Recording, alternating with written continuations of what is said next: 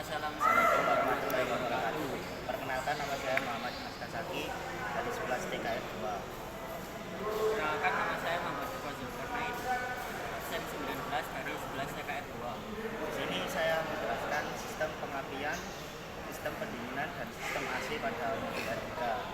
Di sini saya juga menjelaskan sistem pelumasan, kemudian sistem penerangan, dan sistem pengereman pada mobil R3.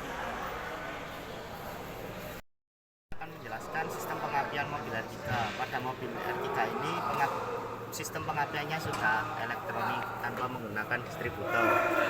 Pertama, ada koil pengapian. Koil pengapian berfungsi untuk meningkatkan tegangan listrik dari baterai menjadi tegangan yang cukup tinggi untuk membakar campuran bahan bakar dan udara pada ruang bakar. Kemudian busi terletak di dalam. Fungsinya bertanggung jawab untuk membakar campuran bahan bakar dan udara pada ruang bakar mesin. Komponen busi menerima listrik dari koil. Kemudian sensor CKP terletak di bawah. Berfungsi untuk memantau posisi poros engkol pada mesin untuk membaca waktu pengapian.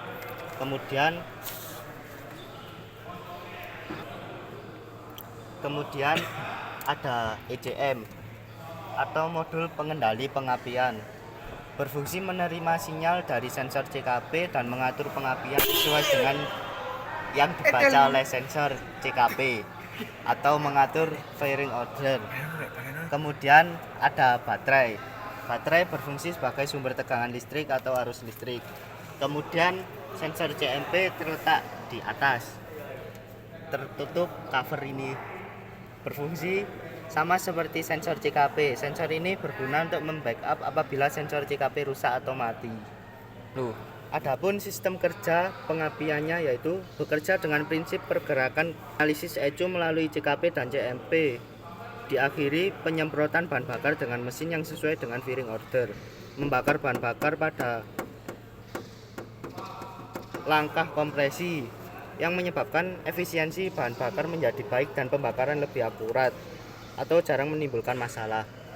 Ada sistem pelumasan. Sistem pelumasan ini berfungsi untuk melumasi komponen pada mesin. Yang pertama-tama komponennya yaitu ada tutup oli mesin. Tutup oli mesin ini berfungsi sebagai penutup dan sebagai jalur untuk mengisi oli yang baru. Kemudian ada bak oil atau filter oil, berfungsi sebagai penampung oli yang nantinya akan disirkulasikan ke seluruh komponen mesin. Letaknya ada di bawah. Kemudian ada filter oli. Filter oli juga berfungsi untuk menyaring oli agar tetap bersih. Letaknya juga ada di bawah. Kemudian ada oil stick. Oil stick ini berfungsi untuk mengecek volume oli dan kuantitas juga. Adapun cara kerja sistem pelumasan akan berubah ketika kondisi mesin hidup. Hal tersebut membuat bagian pompa oli yang kemudian akan dialirkan melewati inlet valve, kemudian melewati filter oli. Pada filter oli, pelumas akan melalui proses penyaringan ketat yang dibantu dengan komponen pressure valve. Hal ini bertujuan agar oli yang disirkulasikan terjaga kebersihannya. Setelah melewati proses penyaringan, oli akan dialirkan ke oli jet yang selanjutnya oli akan otomatis melumasi bagian komponen lainnya.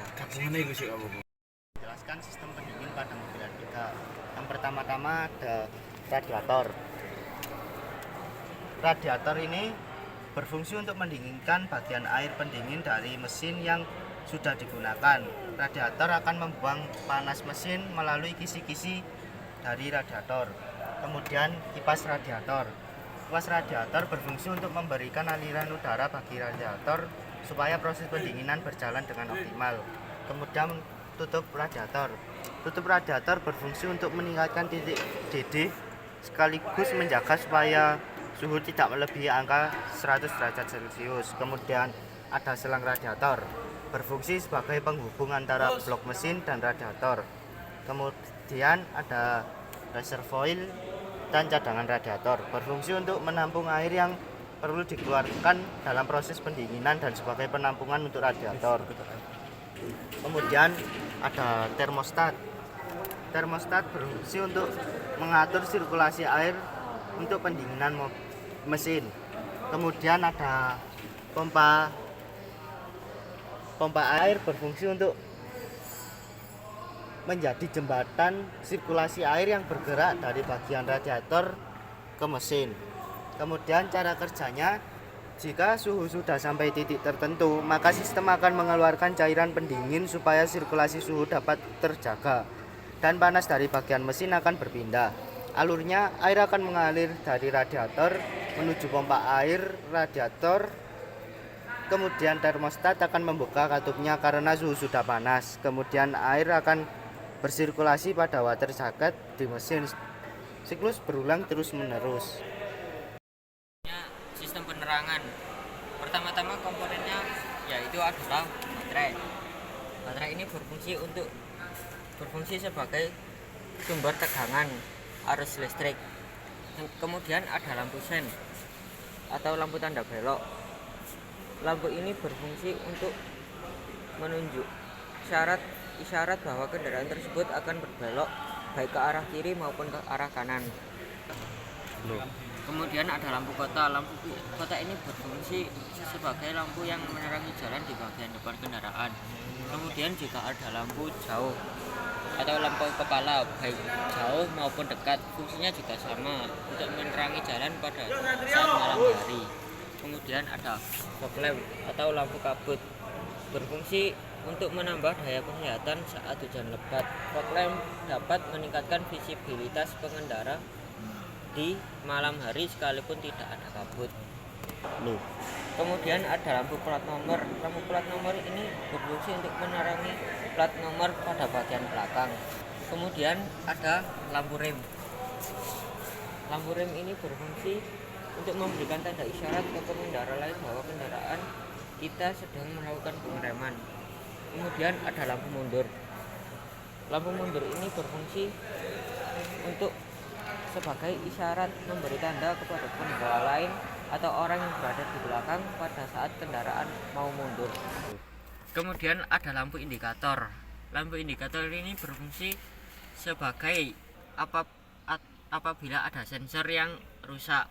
Kemudian ada lampu kabin atau lampu ruangan, berfungsi untuk menerangi interior dan dirancang agar tidak menyilaukan pengemudi pada malam hari.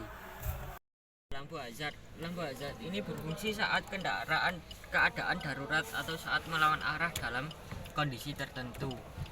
Saya akan menjelaskan komponen pada sistem AC. Yang pertama ada freon. Kemudian ada kompresor. Kompresor ini berfungsi sebagai pompa yang menggerakkan refrigeran ke dalam sistem AC mobil.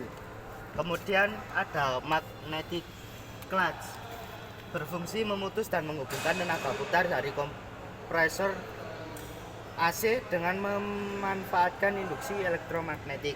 Kemudian ada pipa dan selang AC, berfungsi menghubungkan semua komponen dalam sistem AC mobil dan mengalirkan refrigeran dari satu komponen ke komponen lainnya. Kemudian ada kondensor. Kondensor terletak di sini ya. Berfungsi untuk mendinginkan refrigeran yang telah dipanaskan oleh kompresor. Letaknya ada di bagian depan sini. Kemudian ada evaporator dan blower. Letaknya ada di balik dashboard ini. Evaporator berfungsi untuk menghilangkan panas dari udara dalam kabin. Kemudian ada blower, berfungsi menghisap udara yang di sekitar blower tersebut melalui sirip-sirip evaporator. Kemudian di sini ada tombol untuk kipas yang berfungsi untuk mengaktifkan dan untuk mematikan kipas. Kemudian di sini ada tombol untuk blower yang fungsinya sama untuk mengaktifkan dan menonaktifkan. Kemudian Cara kerja AC. Cara kerja sistem AC dimulai ketika Anda mulai menyalakannya.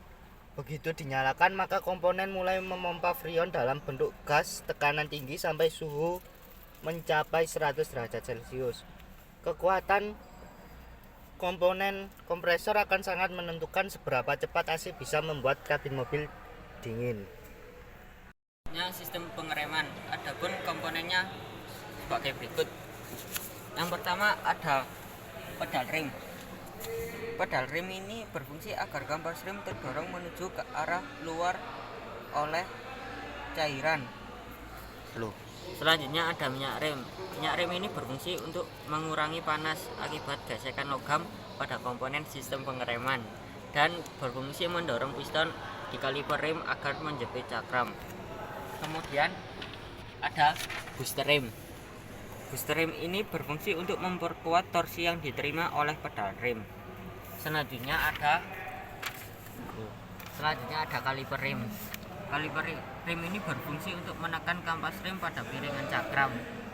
Adapun kampas rem atau brake pads ini terletak di dalam kaliper rem. Berfungsinya menekan piringan ke arah cakram. Kemudian ada piringan cakram. Piringan cakram ini berfungsi untuk menerima tekanan dari kampas rem. Selanjutnya, adapun pada roda bagian belakang R3 ini sistem pengeremannya menggunakan rem tromol. Adapun rem tromol ini juga hampir sama seperti rem cakram, yaitu berfungsi sebagai media gesekan bersama kampas rem untuk tujuan agar putaran roda akan berhenti di jalan. Kurang lebihnya kami mohon maaf. Wassalamualaikum warahmatullahi wabarakatuh.